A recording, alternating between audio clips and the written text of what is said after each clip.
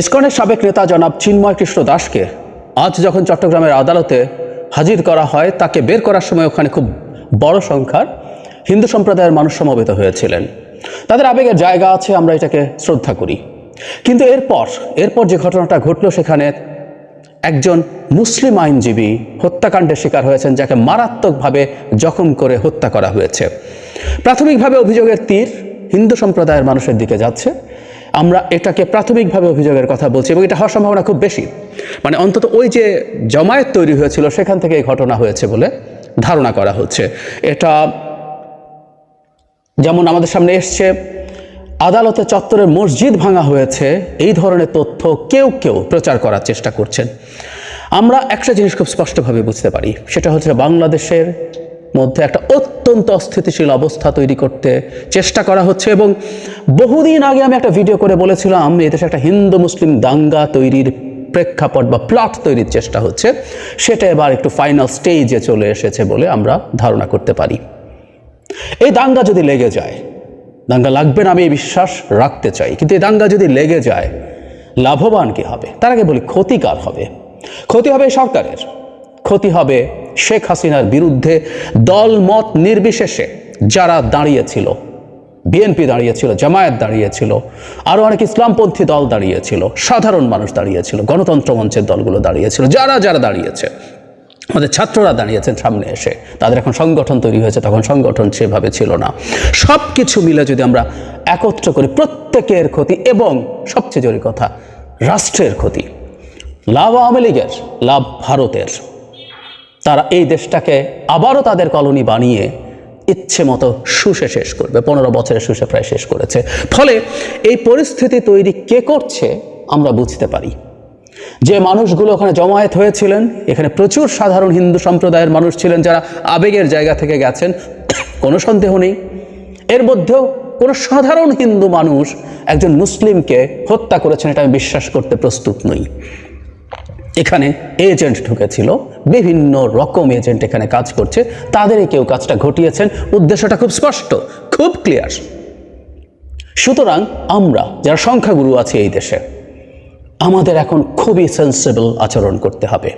আমাদের এই চক্রান্তকে নস্যাৎ করে দিতে হবে।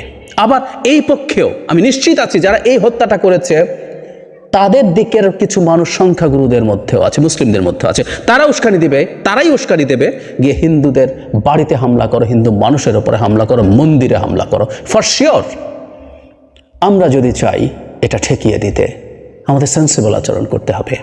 খুব সোজা সাপটা কথা। আমরা যদি চাই শেখ হাসিনা আর ফিরে আসবে না এই দেশে ভারতের আধিপত্যবাদ আর থাকবে না, ভারত এই দেশকে একটা স্বাধীন সার্বভৌম দেশের মর্যাদা দিয়ে সম্পর্ক করবে, যদি চেয়ে থাকি, এই চক্রান্তটা রুখে দিতে হবে। খুব সোজা সাপটা কথা। আমরা খুব বড় আশঙ্কা দেখতে পাচ্ছি। এই মুহূর্তে আমাদের মুসলিম ভাই বোনদের উচিত হিন্দু ভাই বোনদের সাথে দাঁড়িয়ে যাওয়া, পাশে দাঁড়িয়ে যাওয়া, তাদের জীবনের নিরাপত্তা নিশ্চিত করা। এবং হিন্দু ভাই বোনদেরকেও বলছি, কোনো রকম উস্কানির ফাঁদে যেন তারাও পা না দেন। তাদেরকে সবসময় মনে রাখা উচিত হবে, এই রাষ্ট্রে তাদের নিরাপত্তা নিশ্চিত করবে এই রাষ্ট্রের সরকার, এই রাষ্ট্রের তাদের সহনাগরিকরা, তাদের ভাই বোনরা, মুসলিম ভাই বোনরা, অন্য ধর্মের ভাই বোনরা। ভারতের দিক থেকে যত কিছু না হয়, এবং আমি আগেও বলেছি, তারা যেন এই প্রত্যাশা না করেন ভারতে সেখানে কিছু করবে। এটা কিন্তু সংঘাতের পরিস্থিতি আরও বাড়িয়ে দেবে। আমাদের দুটো সম্প্রদায়ের মানুষই যেন সংযত হই, সতর্ক হই। আমাদের এটা ঠেকিয়ে দিতে হবে। এবং এটা চট্টগ্রামে যদি কোনো এসকালেট করে, চট্টগ্রামের চেষ্টা কিন্তু দীর্ঘদিন থেকে হচ্ছে। আমাদের মনে আছে, একজন মুসলিম ব্যবসায়ীর দোকানে হামলা করা হয়েছিল। আবারও বলছে, এগুলো কেউ সাধারণ হিন্দু সম্প্রদায়ের মানুষ নন, এরা সব এজেন্ট। ওখানে সেটাকে কন্ট্রোল করতে আসা আইনশৃঙ্খলা রক্ষাকারী বাহিনীর গায়ে অ্যাসিড নিক্ষেপ করা হয়েছিল, যাতে সেনাবাহিনী সদস্য সহ 7-8 জন আইনশৃঙ্খলা রক্ষাকারী বাহিনীর সদস্য আহতও হয়েছিলেন। খুব স্পষ্ট কি করতে চাওয়া হয়েছে, সেটা সেই যাত্রা যেহেতু ব্যর্থ হয়েছে, এই যাত্রা এটাকে সফল করার চেষ্টা হচ্ছে। এবং এটা চিটাগাঙে না হলে আর কোথাও না কোথাও সেই চেষ্টা কিন্তু হবেই, নিশ্চিত থাকতে পারি আমরা। এবং আমাদের উচিত হবে যাবতীয় চক্রান্ত ব্যর্থ করে দেওয়া। আমাদের শেখ হাসিনা চলে যাওয়ার পর সাম্প্রতিক সময় নানা ইস্যুতে আমাদের মধ্যে এক ধরনের বিভক্তি দেখা যাচ্ছিল। আমরা প্রত্যেকটা দলমত ধর্ম নির্বিশেষে মানুষ যারা এই দেশকে ওন করি তারা যেন একসাথে থাকি। জনাব চিন্ময়ের বিরুদ্ধে, তার বক্তব্যের বিরুদ্ধে আমার অনেক অভিযোগ আছে। আমি তার বক্তব্য সাম্প্রতিক সময়ে অনেক অ্যাগ্রেসিভ দেখেছি। সরকারের কাছে হয়তো আরও বেশি তথ্য আছে, কিন্তু তিনি রংপুরে একটা কথা বলেছিলেন, সেটাকে আমি তখনও প্রশংসা করেছি যখন আজ সকালে ভিডিও দিয়েছি সেখানে।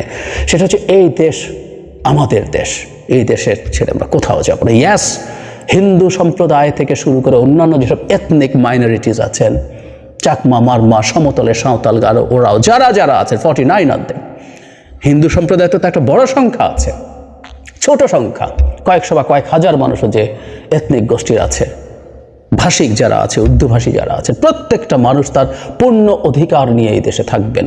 আমরা এমন একটা বাংলাদেশ দেখতে চাই, এবং আমরা ওটা নিশ্চিত করব। আমাদের এই মুহূর্তের সংকটের জায়গাগুলো আমরা যেন ধৈর্য নিয়ে, পরস্পরের প্রতি সহমর্মিতা নিয়ে কাটিয়ে দিতে পারি। এর মধ্যেই যাতে কেউ ধর্মের জিগির তুলে দাঙ্গা মারে অধর্ম, ইসলামেও কোনোভাবেই সেটা কেউ কখনো সমর্থন করে, কিন্তু করে। ওই যে আবারও বলছি, মুসলিমদের মধ্যেও তাদেরই এজেন্ট হয়তো আছে যারা দাঙ্গা বাঁধাতে চায়, নানা ফর্মে, নানা চেহারায় এসে হাজির হয়।